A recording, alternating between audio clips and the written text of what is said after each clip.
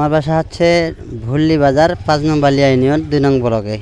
আচ্ছা, এই যে এখানে দেখতে পাচ্ছি যে ঐতিহাসিক যে জিনের মসজিদ যেটার নামে পরিচিত, সেখানে আপনি যে আজকে খেলনার দোকান দিয়ে বসেছেন, এখানে কি প্রত্যেক ঈদে প্রতিবারই কি?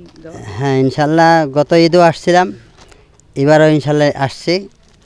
আশা করি যে লোকজন আসছে, অনেকজনে দেখতে আসে জিনের মসজিদ, সেক্ষেত্রে আমরা ব্যবসা বাণিজ্য ইনশাল্লাহ ভালো করি ইনশাল্লাহ।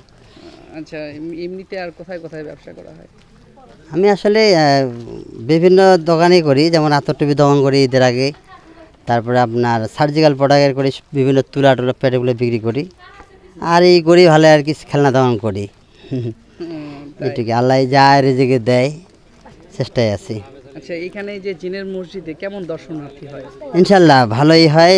আপনার প্রথম ঈদের দিনে মনে হয় যে বিকালে একটু হালকা হয়েছিল, তারপরের দিন দ্বিতীয় দিনে আর একটু বেশি।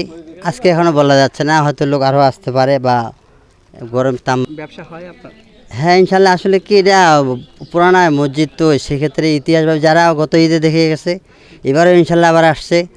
আশা করা যায় যে বেঁচে থাকলে আগামীতে আরও আসবে, কারণ এটা বিভিন্ন মানুষ আসে, বিভিন্ন জন বিভিন্ন জায়গা থেকে, দেশ বিদেশ বিভিন্ন জায়গা থেকে আসে, সেক্ষেত্রে ভালো। আর ব্যবসা ক্ষেত্রে কি আমার বাড়ির পাশেই বালিয়া ইউনিয়ন বা ভুল্লি বাজার থেকে আমাদের দুরন্ত ৩ কিলো রাস্তা, সেক্ষেত্রে বাড়ির কাছেও, মানে বাড়ি উঠানের মতো মনে হয়, এই সেক্ষেত্রে আসা। আচ্ছা, কয়দিন থেকে এখানে দর্শক যাওয়া আসা করে? আসলে ঈদের দিনেই সকালে ঈদগাহ মাঠের সামনে দোকান দিয়েছিলাম ভুল্লি বাজারে, আর বিকালে আসছিলাম ঈদের দিন, আবার তারপরের দিন সকালে আসছি, আজকেও আসছি।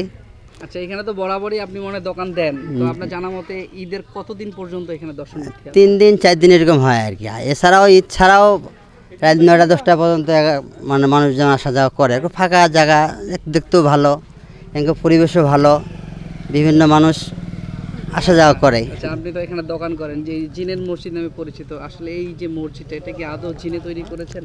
আসলে কি এটা হচ্ছে আমাদের বাপদাদার আমলের ইতিহাস, ওগুলো তো আমরা অতটা বলতে পারি না, কেননা আমরা তো এই প্রজন্মের মানুষ, সেক্ষেত্রে তো আর অতীতের কথা বলা যাবে না। আসলে গুরুজনরা যারা বলে ওনারাই সঠিকটা বলতে পারবে, জিনের মসজিদ না মানুষের তৈরি করা, তবে দেখতে একটু মানসম্মত, সেই ক্ষেত্রে মানুষ জিনের মসজিদ ভাবেই পরিচিতি ইনশাল্লাহ। ঠিক আছে, ধন্যবাদ। ইনশাল্লাহ। আসসালামু আলাইকুম।